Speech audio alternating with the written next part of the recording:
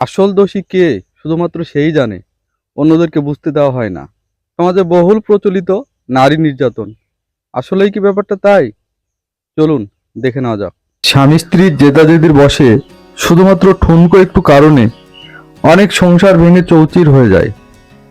আসল দোষী কে শুধুমাত্র সেই বোঝে, অন্যদেরকে বুঝতে দেওয়া হয় না। সেরকমই ঘটনাবহুল আজকের ভিডিওটি দেখতে থাকুন শেষ পর্যন্ত। সে 33 বছর বয়সী একজন নারী। তাদের বিয়ে হয়েছিল দুই পরিবারের সম্মতিতে। সংসারও টিকেছিল অনেকগুলো বছর।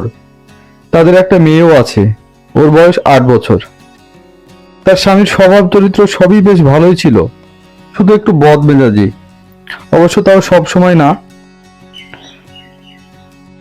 মানুষ ভাবে ওর বদরাগের জন্য বুঝি আজ এই অবস্থা, কিন্তু সে জানে আমাদের সমস্যার শুরুটা আমার দিক থেকে হয়নি। সব সংসারে তো টুকটাক কিছু সমস্যা থাকে, ওরকম তাদের মধ্যেও মাঝে মাঝে ঝগড়াঝাটি হতো। কিন্তু ঝগড়া বাঁধলেই স্ত্রী তল্পি তল্পা গুছিয়ে বাপের বাড়ির দিকে হাঁটা দিত। বাপের বাড়িতে বোনরাও আসতো, আর ভাইরা তো ছিলই।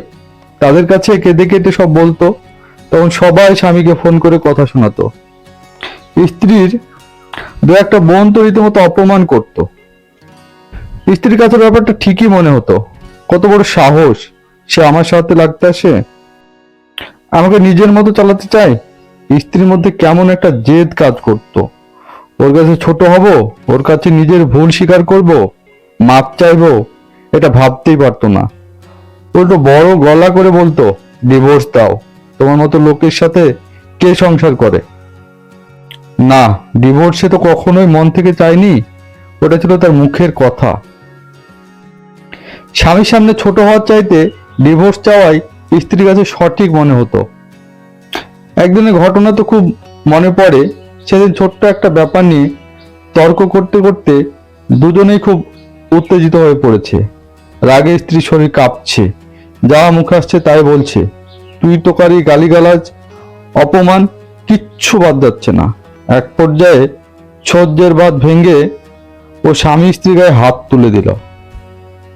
এর আগে কিংবা পরে কখনোই ও স্বামী স্ত্রী গায়ে হাত তুলেনি, কিন্তু এই একটা থাপ্পড় ওটাই যথেষ্ট ছিল। স্ত্রী বাপের বাড়ি চলে গেল। আর হ্যাঁ, বরাবরের মতো এবারও নিজের দোষটা না বলে খালি স্বামীর দোষটাই বলে গেল। মানুষের দোষ দিয়ে আর কি লাভ?